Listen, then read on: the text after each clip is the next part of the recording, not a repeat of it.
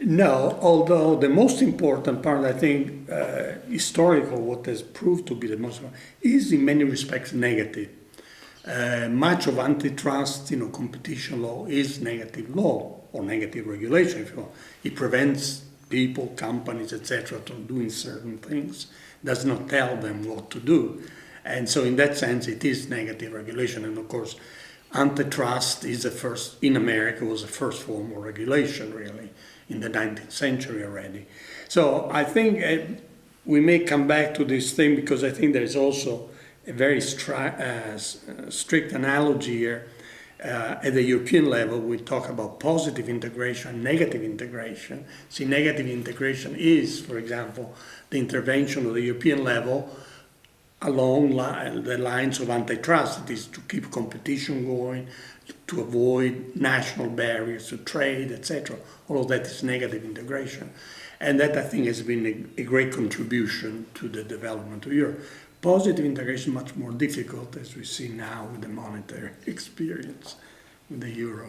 In a long-term perspective, and also in the context of the debate about neoliberalism, could one say that the theory of the regulatory state is a theory about the retreat of the state from intervention into society? To some extent, I will not push the point too far, because actually the state has to be quite active, as we know, say, from the US federal state, but certainly in different forms, much more the qualitative level of very precise technical intervention in particular issues, whether it's securities market, financial markets, etc. But I would not say mean a retreat of the state in any sense. It's a different form of intervention of the state, especially if you confront the European with the American experience. In Europe, the state actually running companies and state industries and so on and so forth. The US always based more on regulation. But of course, as we've seen recently, both in America and Europe, also regulation does not prevent certain bad developments. And so what I learned at the end, one cannot really be dogmatic about anything. So one cannot say that only neoliberalism, let us say, but it does make, I think people like Hayek or Popper at some different level made very important basic contribution to our way of thinking, to the way of running affairs in the public sphere. But it's not that they have the final word on anything. We have always to adapt.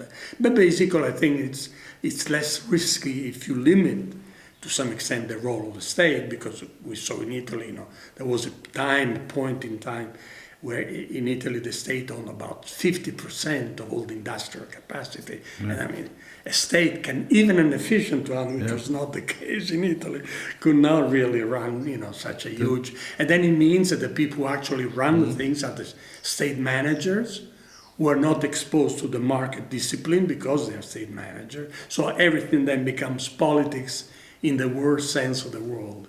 So rather than that, I very much prefer a regulatory state, which limits its forms of intervention.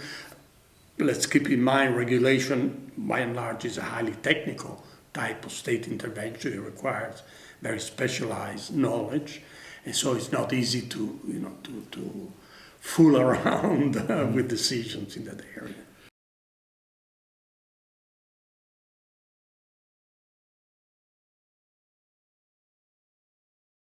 Well, yeah, in a sense you're right. It is too rational, and it's not that I subscribe, particularly recently, fully. I think that it was an important insight to recognize at the level of analysis, not just of talk, that politicians, of course, have a limited time horizon, obviously, because elections are taken only every few years, and consequently, it's extremely difficult for them to have long-term objectives. A few really outstanding statesmen or stateswomen may do so, but that's a rare okay. So there is a real problem. There is a problem of time inconsistency. Even if the politician knows that the best thing would be a certain policy in long-run terms, but his election is a few years from now, and so the temptation then to change and to adapt the long-term goals to shorter time benefits is very strong. So in that terms, inconsistency is a phenomenon, is a real phenomenon, does exist. The question is how you get out of that particular problem. And for example, in the monetary area, the solution of the 80s and 90s has been, in Europe, has been to make the central banks independent. Central banks also, of course, are in many important respects regulatory as well as policy-making bodies. So central bank independence became, in the 80s and 90s, one of the keys, one of the centers of attention of academic research, and also apparently the way of resolving time inconsistency. The fact that, if you delegate monetary policy to an independent central bank rather than politicians, then you can be sure that long-term goals, are better preserved, and that's absolutely, I think, the case. And of course, the Bundesbank has been a prime example of that.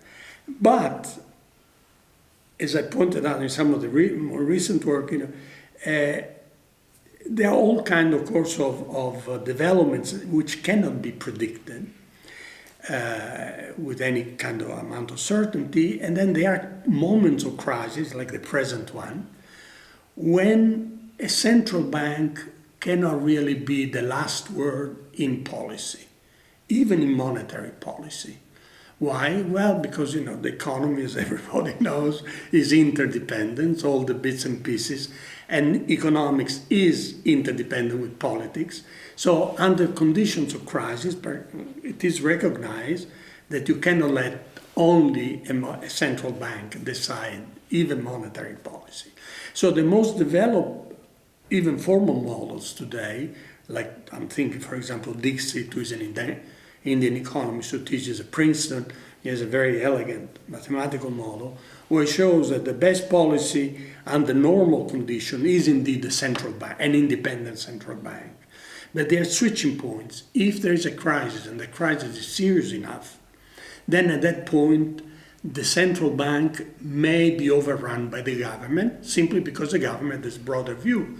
So the finance minister, the treasury minister, etc., even the president or the chief executive.